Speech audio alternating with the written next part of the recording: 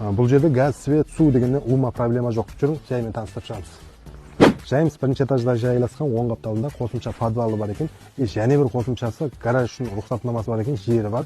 Ана угловой ақтас түсіріліп қойған жер екен. Жүрің, жайдың ішін таныстырып шығамыз. Міне жайымыздың кірген жеріндеміз. Бұл жағында ханалар бар. Мына хананың өзінде ар жағында 3 ханасы бар екен. Видео davomida көре берсеңіздер болады.